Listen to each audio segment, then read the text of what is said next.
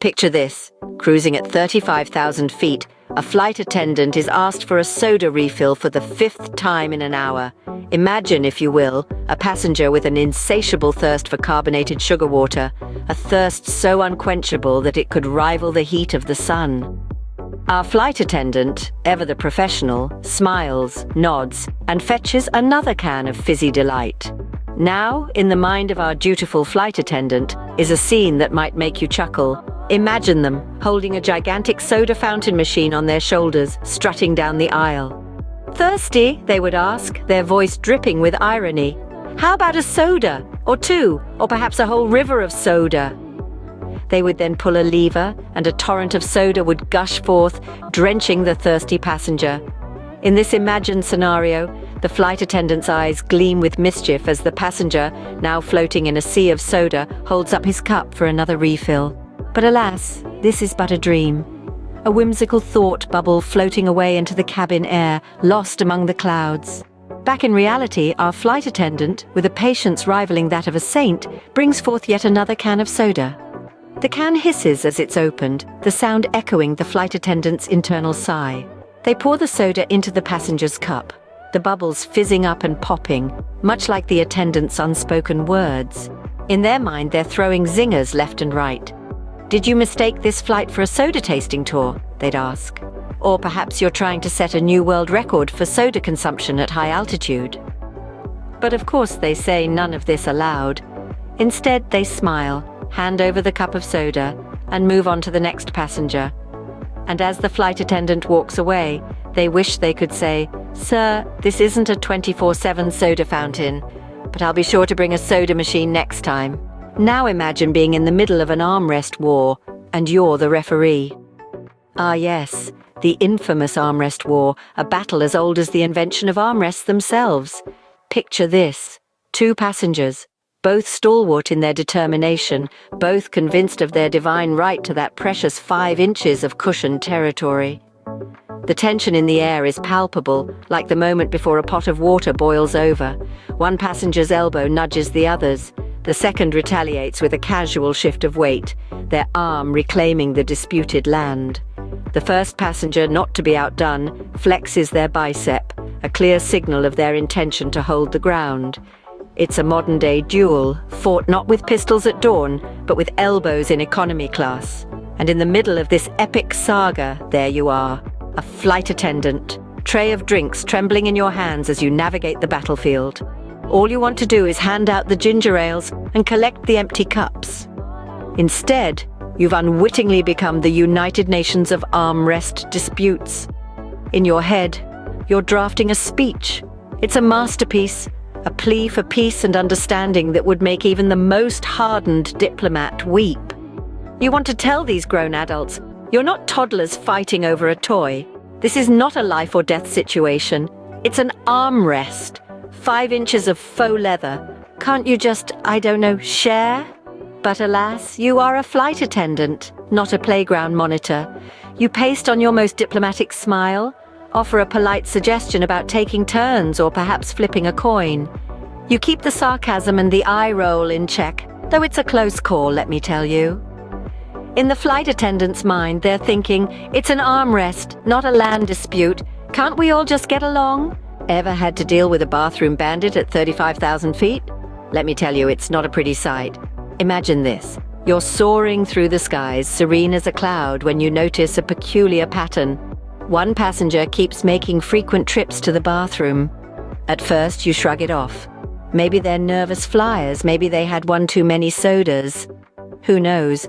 But as the minutes turn into tens of minutes, and the queue for the bathroom starts to look like a line for a blockbuster movie premiere, you start to get suspicious. There's a bathroom bandit on board, hogging the airplane toilet like it's their personal powder room. You're half tempted to knock on the door and ask if they're setting up a spa in there. But, of course, as a flight attendant, you have to keep your cool. You just wish you could say, "Excuse me, sir or madam, this isn't a 5-star hotel suite. We've got a queue longer than the Great Wall of China out here." Now, don't get me wrong. Everyone deserves their privacy and time. But when you're on a plane, time is of the essence. It's not like we're running a marathon here, but a little efficiency wouldn't hurt. But oh, how you wish you could implement a bathroom time limit. Picture this, a bright red digital timer above the bathroom door, ticking down like a dramatic game show. You have 2 minutes to complete your mission, contestant number 7. Your time starts now. And if they exceed their time, well, let's just say a polite knock isn't the only thing you'd like to do.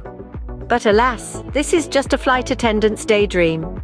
In reality, you handle it with grace, a smile, and a gentle reminder about the other passengers waiting. But oh, wouldn't it be fun to add a little game show excitement to the mix? Next time I'll bring a sand timer and we'll run this like a game show, the flight attendant wishes they could announce. Then there's the passenger who thinks they're in a lazy boy showroom, not an airplane. Picture this, friends. We're cruising at 35,000 feet. The seatbelt sign is off, and tranquility has finally descended. But wait, there's a sudden movement, a jerk. It's not turbulence, no. It's the passenger in 14A, pushing their seat back with the force of a sumo wrestler. They recline without a care in the world, stretching out as if they're about to take a nap on a Sunday afternoon. Behind them, the poor soul in 14B is now staring at a headrest instead of their in-flight movie. Their tray table is practically in their lap. Their knees are crunched up like a pretzel, and their in-flight meal is now an abstract work of art on their shirt. You see, folks, the Recliner Rebel doesn't consider the person behind them. They're oblivious to the domino effect they've set in motion. They're in their bubble, probably dreaming about beach vacations, while the passenger in 14B is now participating in an unexpected game of Twister. As a flight attendant, oh, how I wish I could tap the Recliner Rebel on the shoulder and say, "Excuse me, 14A, but you do realize that this isn't your living room, right? And that's not a lazy boy recliner you're lounging in. That's an airplane seat designed for comfort, sure, but also for consideration. You see, the person behind you also paid for their seat. They too would like to enjoy their flight, perhaps watch a movie, eat their meal without wearing it, and stretch their legs without playing human origami. So how about we recline a little less and consider a little more?" But alas, the skies aren't always friendly, and the flight attendant handbook doesn't include a chapter on dealing with recliner rebels. So, we smile, we assist, and we wish for a world where every passenger is a considerate one.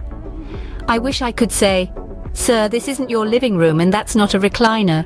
Please consider the person behind you." As our flight comes to an end, let's reflect on the high-flying circus we've just toured. It's been quite the spectacle, hasn't it? A whirlwind of characters and antics that could rival any big top performance on the ground. We started our journey with the never-ending soda saga. Remember the passenger who seemed to have a personal vendetta against thirst? Our flight attendant, ever the professional, kept that soda flowing like a fizzy fountain, all the while wishing they could point out the existence of the call button. Then we had the thrilling Armrest War. 2 passengers locked in a silent battle over that precious few inches of plastic real estate. The flight attendant, caught in the crossfire, wished they could play referee and declare a draw, but instead they served peanuts with a side of diplomacy. Let's not forget about the bathroom bandit, the passenger who seemed to think the airplane bathroom was their personal spa. Our flight attendant, ever vigilant, wished they could remind the bandit that it's not a day at the spa, but instead they held their tongue and kept the occupied sign shining. And who could forget the Recliner Rebel, the passenger who took the term relaxing flight to a whole new level? Our flight attendant, maintaining their grace under pressure, wished they could suggest a lesson in spatial awareness, but instead they navigated the aisle with the agility of a seasoned acrobat. So you see, our sky-high circus is a medley of personalities and situations. It's a testament to the patience and professionalism of flight attendants everywhere, who navigate these scenarios with a smile and a sense of humor. And as we disembark, remember, flight attendants wish they could say a lot of things, but instead, they smile and say, "Thank you for flying with us. We hope to see you again soon."